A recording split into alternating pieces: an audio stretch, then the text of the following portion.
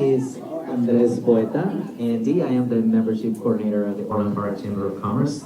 First and foremost, thank you everyone for being here today. I hope you enjoyed your meal and the drinks and the company and all the networking and all that good stuff. So, unfortunately, our CEO Sarah couldn't make it today. She was feeling a little bit under the weather, but she gave me bullet points that she would like to discuss. Okay, so the first thing is we had the OWN, which is the Orland Women's Networking events, and we had about 120 women show up, which is was a wonderful turnout, and the presenter, Amy, was a wonderful speaker, so all in all, it was a great event. All the women that attended, if you're here again, thank you so much for coming to that. I hope you had a good time. Thank you, thank you.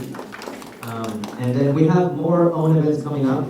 We're still brewing them, so we don't have specific dates for those, but we have more events coming up, like the Sip on Success that we had before. We have more events like that coming up as well. All of that will be posted, of course, in our chamber calendar on our website, in our newsletter that we send every week. Now, the next thing is the growth zone. If you're not aware, we used to use Chamber Master for our management system of the office, but now we upgraded to growth zone. So if you haven't made your account to the new system and you can't log in, please email me. It's just my name, andy@orlandparkchamber.org, and I can help you create your new account so you can access the info hub on which you can pay your balance, you can post events, you can post resources, you can actually get in contact with other businesses and get more detail, like who's the manager and all that stuff. You can also call me, of course, and let me know, and I can help you and give you all of that, but if you want to do it on your own, you can do that as well. On there, you can also update your profile, your personal profile, and your business profile as well. I would highly, highly encourage, if you haven't done so, access the info hub and put your logo on it. Because when people go up to our directory, or members go up to our directory, that's the first thing they see, and that actually draws your eye. Or right away, oh, it's the imposters. You don't have to read, you just see the logo. So please, if you haven't done so, please do so. And if you have questions on that, I can help you. Also, the new perks are listed on the info hub, but if you have any questions of the new benefits and add-ons and new perks we've added to the membership, please don't hesitate to give me a call or just email me, okay? Also, we have ribbon cuttings coming up. We have 6 ribbon cuttings in April. Please check our calendar to see the times of where and what's going on with that. And of course, you can just come to me and I can answer those questions. Tomorrow, Thursday, we have groundbreaking for Edwards Realty at 10 in the morning. So more information also on the website. You just come to me and I can answer those questions.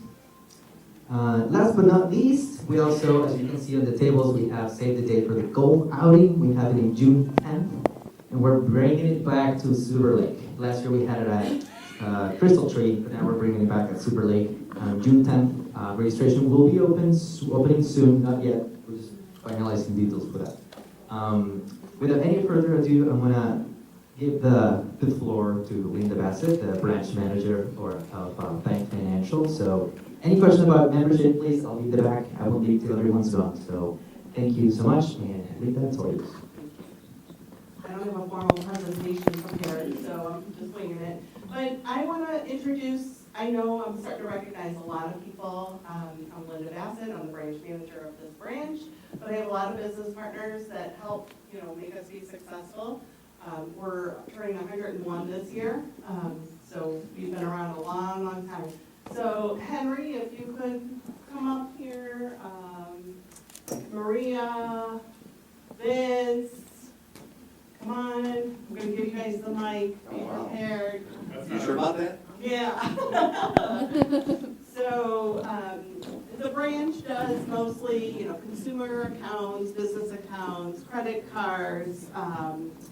What else do we do? Some small business lending, but these guys are the bigger, deeper helpers. And we've already partnered with somebody in the room here. So without further ado, let me give the mic to Henry and he'll introduce himself. Hello, thank you for coming tonight. And Linda's, I'm sure, is happy about that everybody showed up. So we do pretty much everything under the sun. My name is Henry Tamaki, and I'm the Executive Vice President for Commercial Finance and Commercial Real Estate.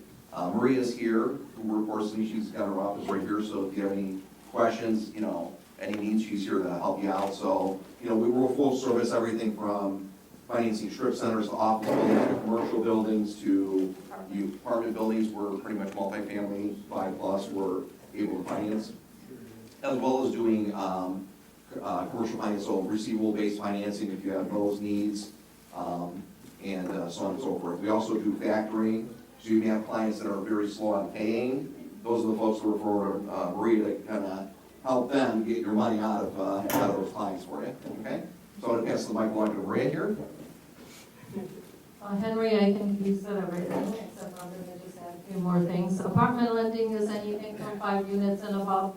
We do lend on 2 units, which would be a residential on the bottom and commercial on top, or 3 or 4. That's called the mixed use.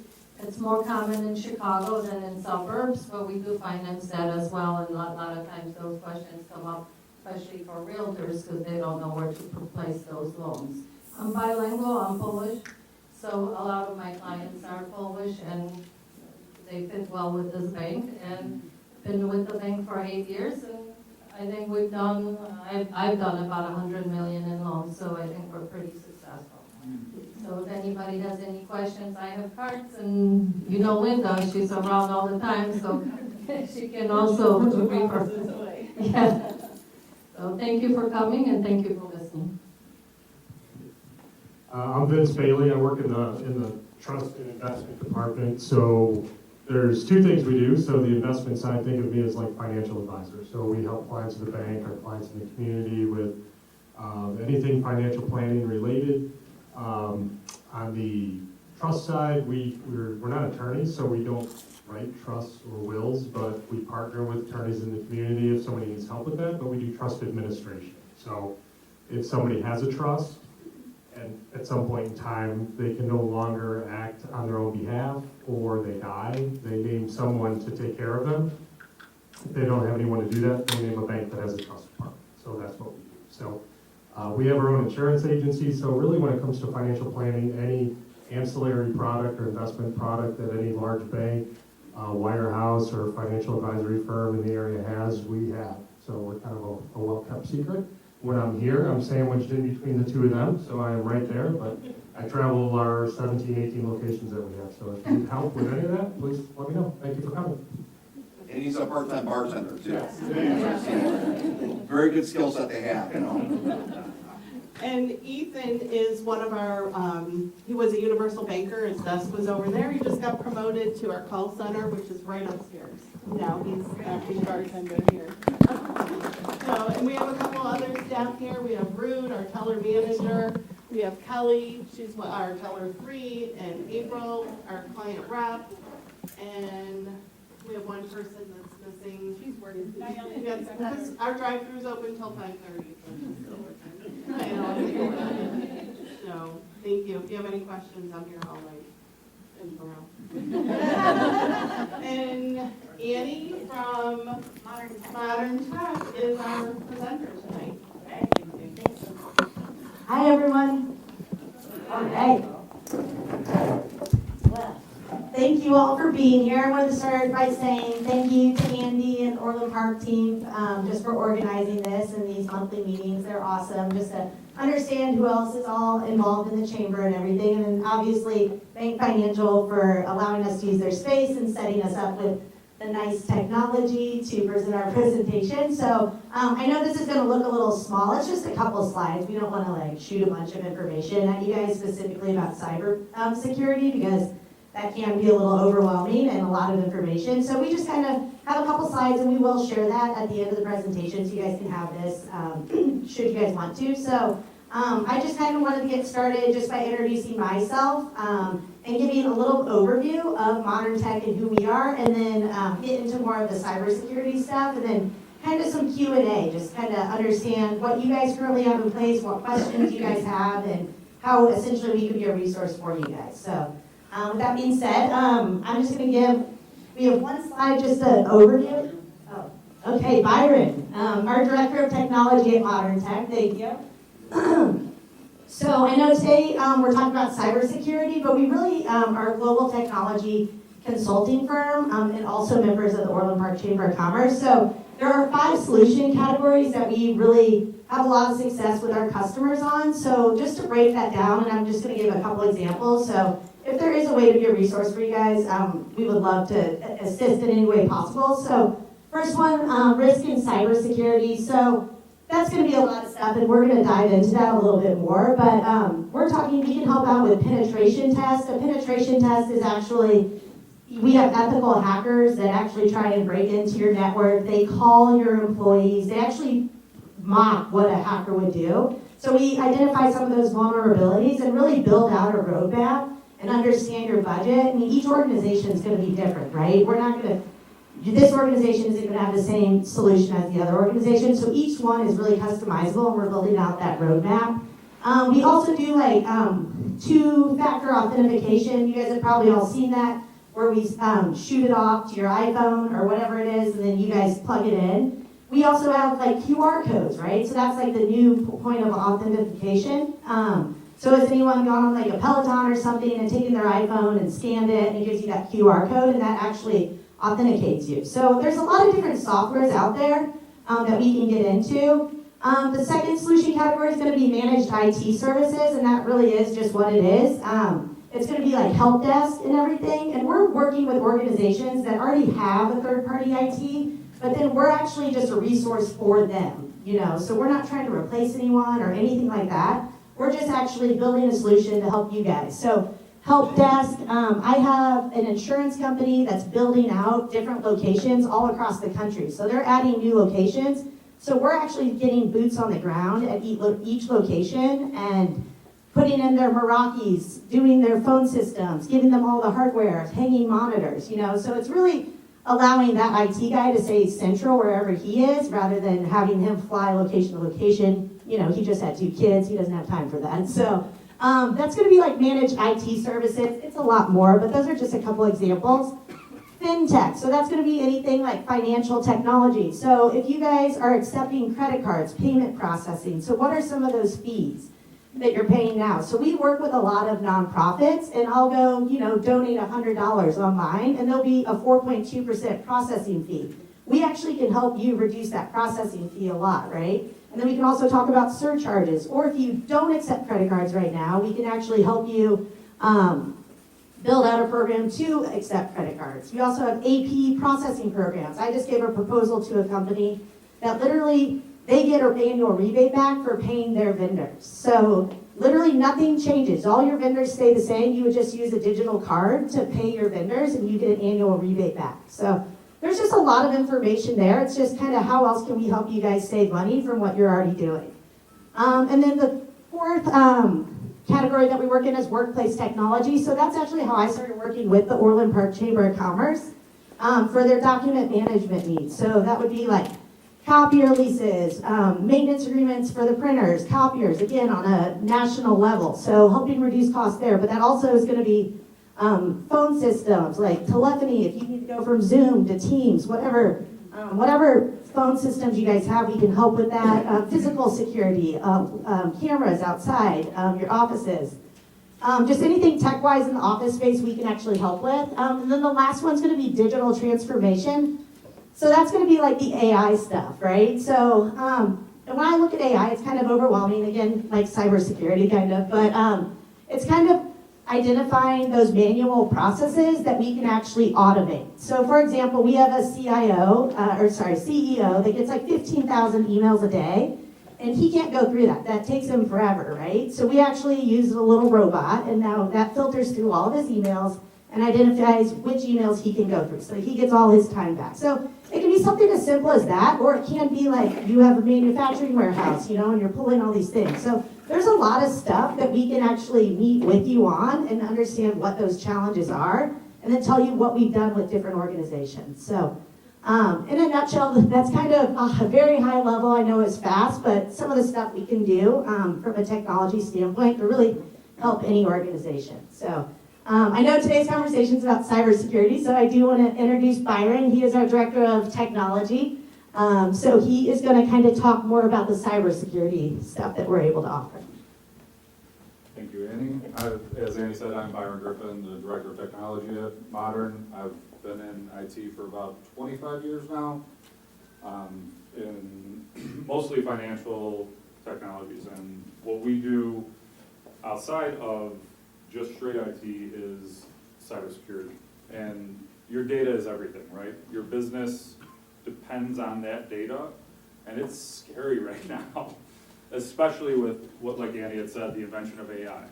AI has accelerated the ability for these bad actors to attack you from 40 hours to build, like, it's a little bit scary. I went to an event the other day with an ethical hacker, and they've taken what would be a 40-hour profile build, and it's to 1 minute now. And not just is it 1 minute and they have the information about you from all of the disparate data sources on the web, your Instagram, your LinkedIn's, your web page, your profiles across all technologies. I see your guys' faces right now. It is scary.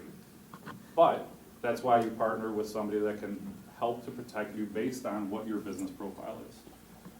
And so not to get too scary, but inside of that scripting that they do to get that 1 minute profile, it builds a way to attack you based on your information. So you need to take and build a wall around your business and data to do as much as you can to protect it, because that's what your business is based off.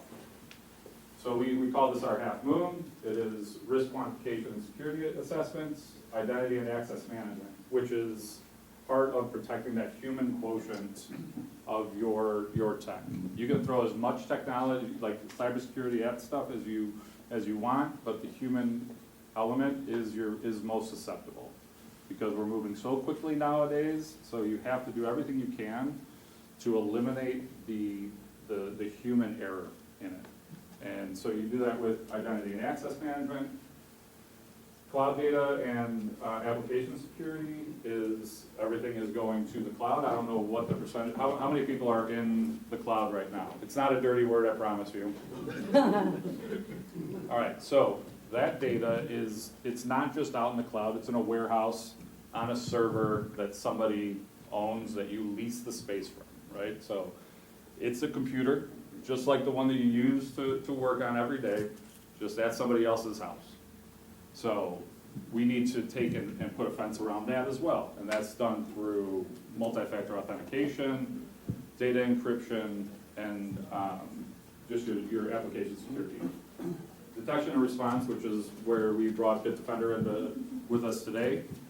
That is your XDR, which is fancy terminology for antivirus. Something happens, you get a notification that's sent to the NOC or security center, and then they have a response for that, which is either to block that from happening, to let you know that there's a weird thing happened when Byron logged in. It was in a different IP address that he normally logs in from. Reach out to him and make sure that this is an okay login for you. And then we get into incident response and digital forensics. So ransomware is a big buzzword nowadays. If you are to be attacked by ransomware, this is where you end up attempting to protect and mitigate that effect. And then cyber liability insurance. That is your public data is protected by, or your PII is protected by an insurance. So, and then threat intelligence. Threat intelligence is a little bit of a newer technology. Actually, a partner of ours stopped a ransomware attack at one of our private equity firms where somebody was social engineered. It was a wonderfully beautiful play. These guys they're brilliant at what they do. What they did on the attack is they inundated her mailbox with spam. Thousands of messages. They have a script that goes out and signs you up for a ton of different mailing lists and legitimate things that will bypass what's called a secure email gateway. So it's like, oh, that's from a legitimate domain, all of the stuff matches, and then after she's getting hammered by these emails, freaking out, they hit you on your Teams. And it says IT support. They fake the caller ID, and so she answers the call and goes, yeah, help me. I don't know what to do right now, and then lets them into her machine. So they got all the way into the machine, and with the combination of Bitdefender, and which is funny, the company that we partner with is called T-Intel, it stopped the ransomware attack inside of a $10 billion private equity firm. So it's a scary world, but that's why you partner with companies like Modern and Bitdefender to be able to, to defend what you've built. The businesses that you've built, this is what we want to help and partner with you to protect. With that, I'm going to turn it over to Sean Geraci for Bitdefender to talk through the Bitdefender slides. Thank you. I got you. That. I got you. All right. Good evening, everyone. I'm Sean Geraci. I'm the channel account manager for Bitdefender. I have been with Bitdefender now for almost 4 years. However, I've been in the industry for 25 years now, so right up there with you, buddy. You're good in there. Yeah. So we're going to go through this really quick, just real quick. We're based in Bucharest, Romania. We've been around for about 25 years. Bitdefender, you pretty much, you may have seen us before on your iPhone, or if you have a Netgear router at home, they're all installed on that. So it's pretty cool with our threat intelligence because so many companies out there OEM Bitdefender. So we actually have about 600 million machines protected under Bitdefender engines. So what does that do? Well, that actually, we're able to take the telemetry from those machines into our threat hunting and threat intelligence. So we got a very wide visibility into what's going on out in the world when it comes to security threats. Go ahead. So we're about 1,700 employees. I was just out in Bucharest, Romania a couple weeks ago. It was pretty cool to see how we actually operate out there. We have a security operations center in San Antonio, Texas. And we actually do a lot of work with MDRN Tech and the San Antonio Spurs, which is a very large customer of ours down there. So, and then financially strong, we've been around for 25 years. And yeah, that's about it on that one. Yeah, I think the biggest thing is our SOC. And we're talking about managed detection and response today. And what that means is it's we have a team of security professionals in a center down in San Antonio. They're keeping a 24/7 eye on your business. So if an alert comes up, they're going to alert you. I mean, we do a very good job at it. It's really cool how we can set the when we onboard you as a client. You can tell us, hey, I want to be fully involved in this, or you can just say, if something hits, fix it. I don't care. I want my weekends back. So it really takes a lot of stress off of you, especially when it comes to companies that don't have a huge IT team. They don't have the experts in security. Well, you can rely on us for that. And what it also covers is if you're using any kind of cyber insurance, you're going to get audited on that, and you have to meet certain parameters. And if you're not using it, if you get hit and they see it, and they come in and they do the remediation, they're not going to pay you the insurance. So the beauty of MDR, managed detection and response, is it usually covers all that. So you're good to go there with that flow. That's about it, right? Cool. Amy? This is what I kind of like. This is actually Byron's, what he says. It's kind of like Bitdefender MDR, Managed Detection Response. It's kind of like getting ADP for your house, like an alarm system, right?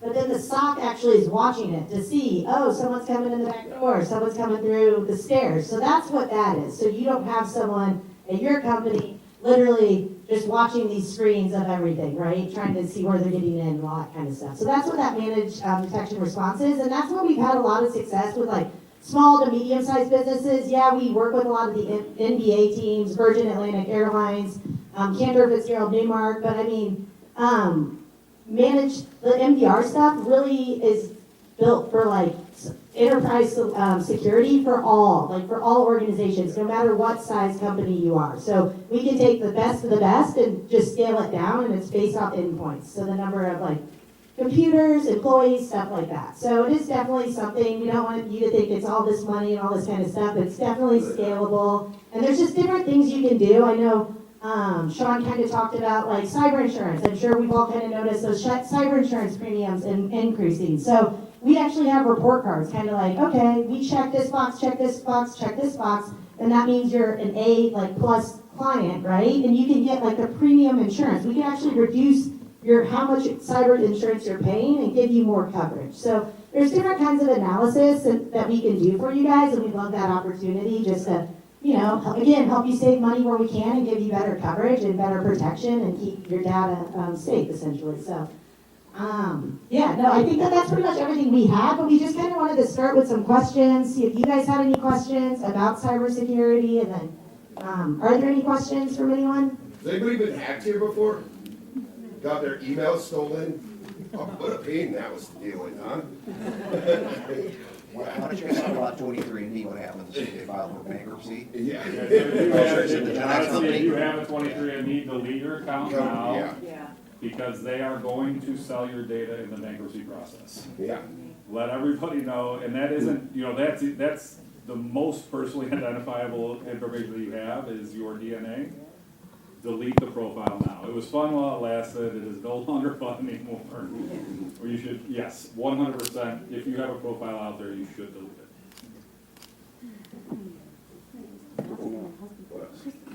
it. Any other questions? Or just like weird things that have happened? Has anyone tried to hack you guys that you guys have noticed? Well, I had a situation where I had just renewed a virus software, Mhm. and coincidentally, like this was a total coincidence, I got a renewal confirmation that was significantly more than what I paid. And so I called the number, and the guy's like, well, log in and we'll refund you the money.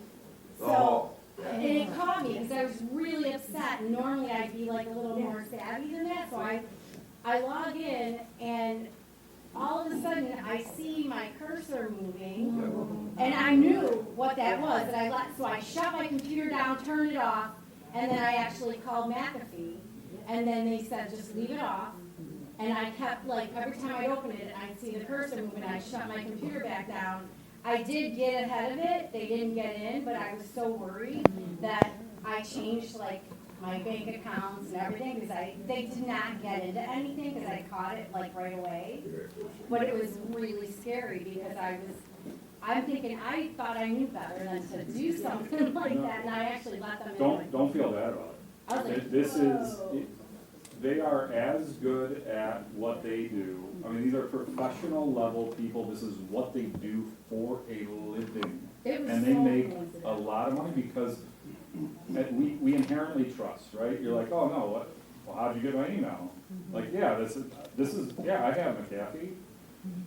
It's one character difference. It is intricate, and they are so good at it.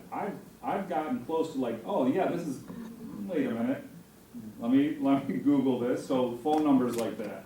If anything pops up and says, hey, call me, never gonna happen.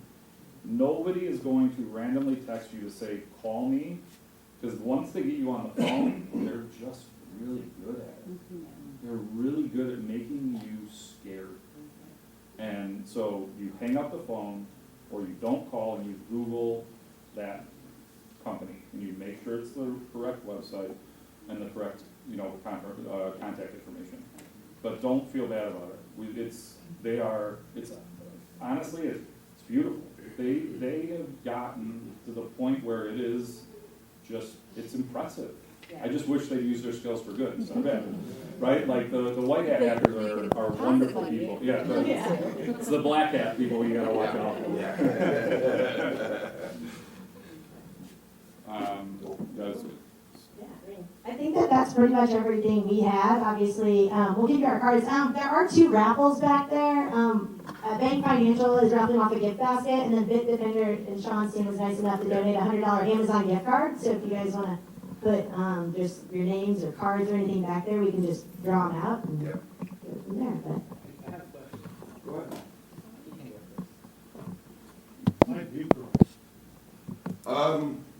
Great question. It's interesting. There is actually a lot of cybersecurity software companies that are out in Romania.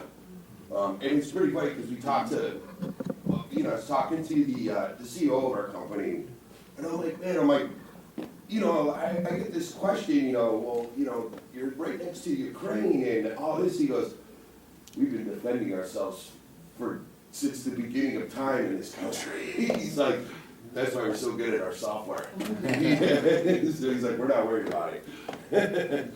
But yeah, that's where our founder's from, is in Bucharest. He's I think he was a math engineer prior to starting. He's just one of the nicest people in the world. Very simple guy. You would think because he owns this huge company, he doesn't drive a car, he lives in a little 2-bedroom apartment in Bucharest. He's pretty cool. A lot of cybersecurity actors come from Eastern Europe. Yeah. It's a big skill out there. Yeah. And, the founder is from Romania, from my understanding. We actually, so we work with, a lot of the like FBI and cyber to go after, and we help them get these cyber criminals. I don't know if you guys remember the pipeline that got hacked a few years ago. The big one here that was nobody could seem to figure out. Well, we actually, Bitdefender, we were able to create the decryptors and get the data back. And then we actually caught the guys that hacked it too, so pretty cool. With ransomware, like when you get a ransomware. Yeah. So if they're into like their system, how can you not like there's gotta be cyber police, right? So that's what your T-Intel, your threat intelligence, your XDRs, your MDRs, that's what they're there for. Is to, if somebody does allow someone into your system, they're supposed to, it's there to stop for the exfiltration of data or the encryption of your There data. was a school system out here that got. School systems are a huge target. They always are getting things They've covered, got yeah. their systems for like 3 or 4 days. Yep. Yeah. I mean, So that goes into your data retention. We can get into it right now if you want to, but it's backing up that data to where that ransomware doesn't really matter, right? You want to make sure you have data integrity, because then if they lock that one laptop or the one server, and you have legitimate backups that you can recover your data from, then okay, I'm not going to pay you that. If they're in there for a couple of days, isn't that more likely to catch them, like if they're not in and out? No, because if they've gotten in Yeah. and your systems haven't stopped them, then it thinks it's a legitimate connection. There's a thing called unattended access that once they're in, and if they install a software, if they have admin credentials, if your account has admin credentials, I should say, and they add that unattended access, then they can get in at any point in time as long as it's powered on and connected to the network. It's, please. Can they get into your phone just by you answering it?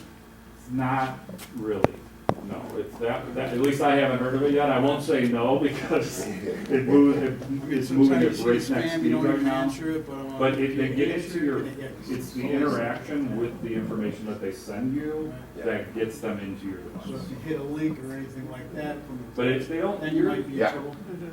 Yeah, well, for install us that in this malware room- on your phone or your Right. desktop, whatever you have, and then once it launches, it's over with. what they're Yeah. trying to get into at that point is your email, bank accounts. They want your usernames and passwords. So that way, then they have everything. Right. And, so if you use password 123 as your password, it's gonna be a lot easier for them to get in. What we try to tell people now is you take a song lyric or a saying that your dad or family member said that's long and you type it out with the spaces, it becomes almost impossible to guess.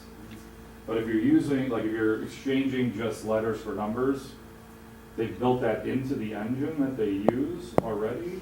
And then once they get if they do break in and get your passwords, they then use all variations of those passwords that they've hacked and that they've seen in clean text to build that profile for everybody, to use against everybody else.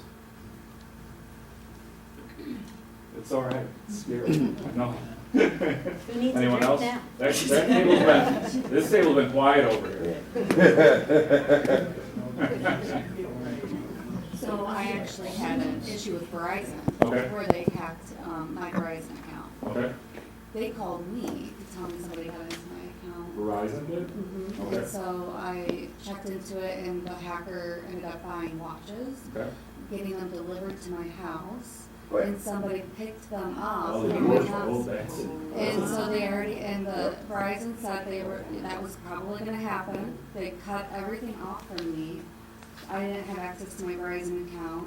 No, they said that they stopped my automatic billing, but they did not, because the hacker was able to get back in and charge me another $1,300 after the original hack got stopped. So it was a whole thing for like 2 months with Verizon. It's now been 8 months and I still don't have access to my Verizon account.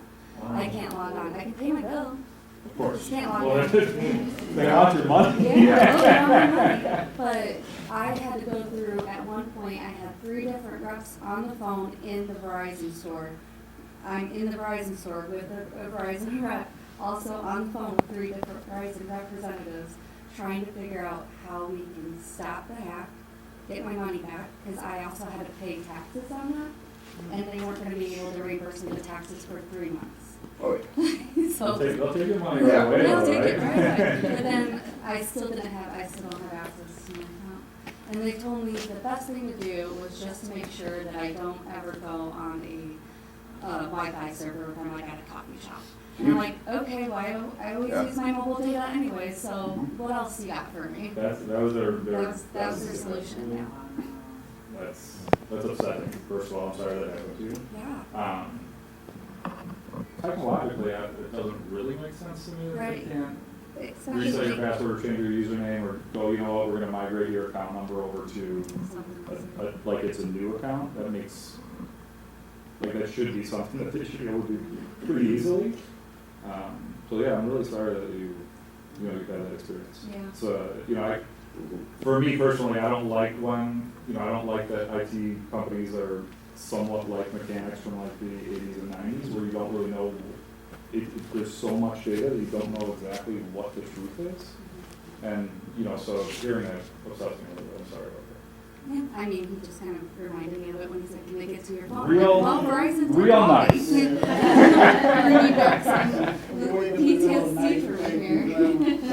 Yeah, listen, I'm still with Verizon at this moment, so it's gonna be a breakup. Just happening anytime I think you soon. had a question?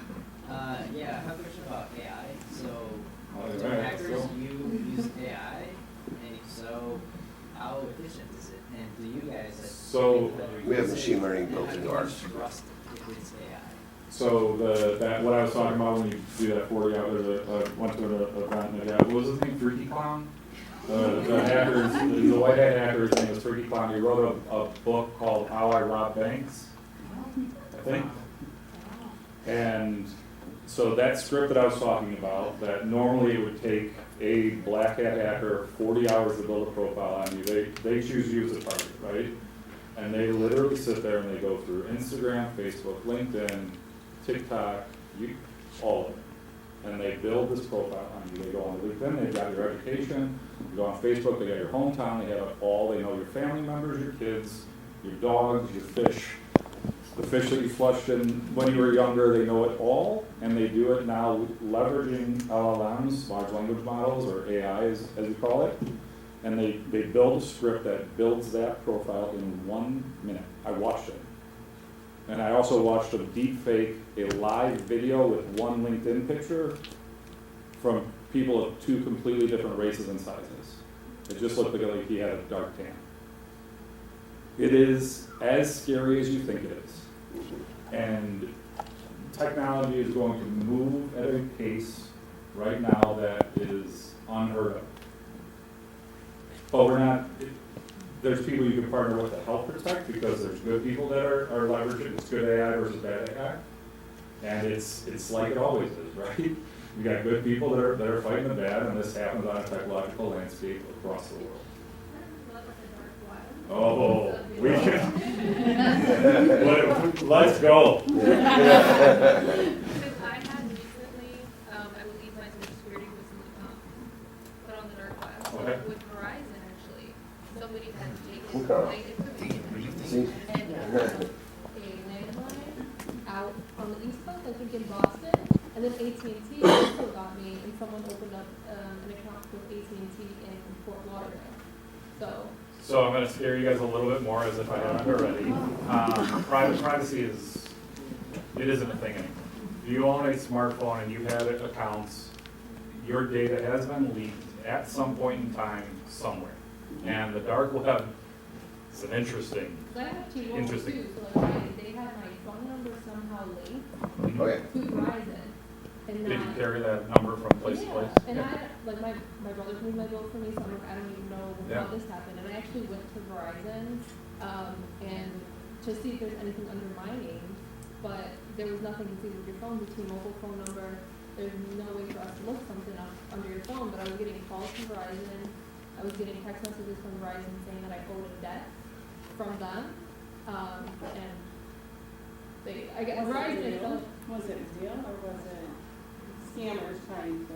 Oh, no, most likely, Rich, if you're getting stuff like that where they're saying, hey, you owe us money, and they're calling you on the contact number, there's no way to say for sure, 100%, that it was legitimate or a bad actor, but the likelihood, I mean, you check a number, right? That's you go onto Verizon Wireless, and you go, what's your customer support number? And you verify that. That's kind of the only way, is by doing a little bit of research. So don't answer phone numbers that you don't have in your phone. But the dark web, there are services that you can go out and will clean up the dark, the information, your PII that's out on the dark web. And yes, everything you've heard about it is 100% true. It's a weird, weird place.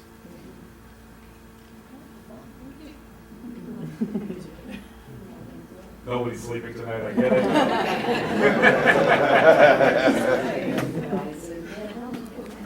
Well, the big companies, it's a lot harder, right? And with the way that data is presented in the world, and you think, oh, well, it's just Facebook, right? Like, well, I want people to be able to find me, so I'm gonna leave my profile public. And I'm gonna put that I went to high school in 1995 and my mom or my dog, and those are your security questions. Yep. Right, so they glean all of that off of what you presented to the public world. It isn't just people in Orland Park, right? It's not just your family members, it is open to the world. So it's a little bit scary, but it'll be okay. I was at a conference recently, and it was Frank Abigail who was speaking there. Right, he was the guy they did Catch Me If You Can.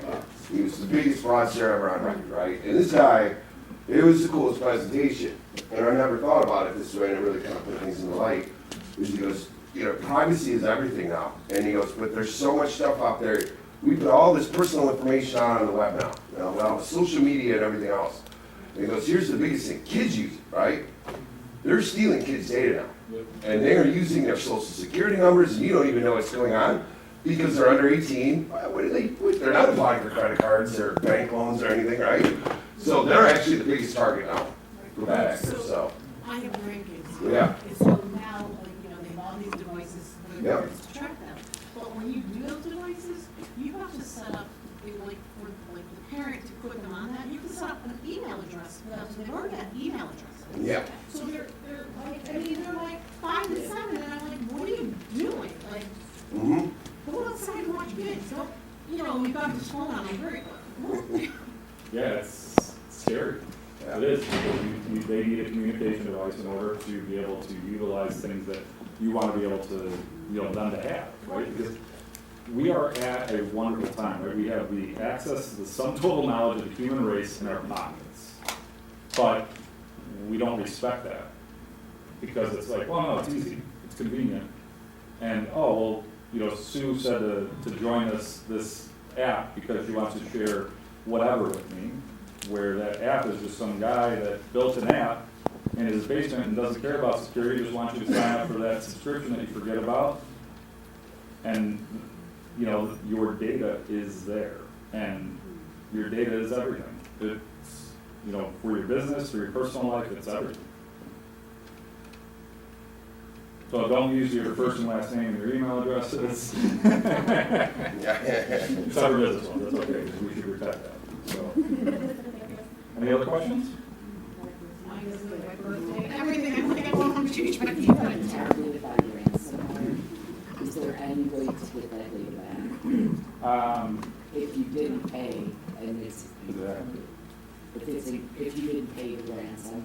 I guess it depends. Sometimes there is. We actually build the decryptors for those. So we will, depending, I mean, there's so many of them out there now that it's like, you know, we can't keep on top of all of it, but we can actually, when it's a big one that's out there, Byron, you name a couple that are out there, but we'll be able to decrypt it and get your data back.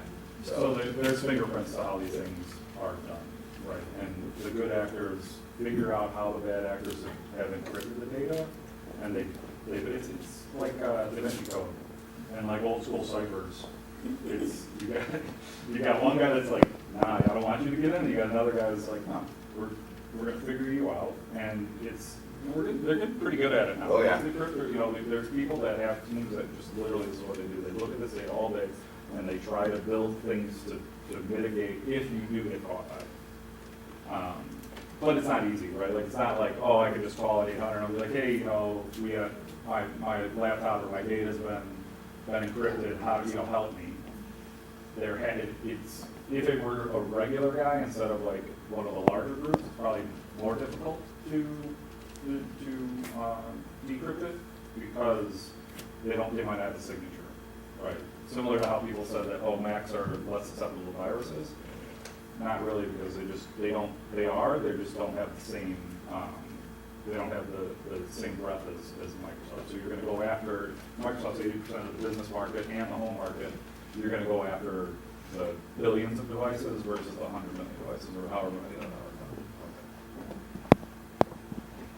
So we were just looking into a new personal laptop, and we were gonna go map that. They're wonderful. Yeah. They're wonderful, but you still have to protect them. They're not just invaluable, right? They have to be protected.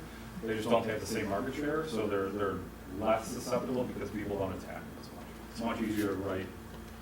Sorry, this is Microsoft has basically paid my bills for 25 years, but they're bad, right? They break things all the time. They rush things into production, and there's holes in them. And if you have billions of devices to attack, you're gonna go after that because they're playing a lottery, right? It's repetition. It's just you just go, and eventually it's a 100% of numbers game. Anyone else? Did I answer your question? I think. Throw everything away. So I'm like an anti-tech guy. I'm an anti-tech guy. Like during the day, I'm like, yes, thank you. I love this stuff. I love puzzles. I want to fix stuff. But at night, I'm like, no. I'm like, no. Hey, Uncle Byron.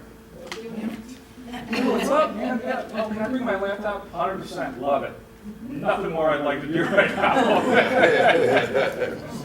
Do you want one? No, I haven't. I wish. I wish that's what, because now I just have an electronic leash in my pocket that they can call me on at all times. All right, well, thank you so much. We'll be around for a little bit if you guys have any other questions.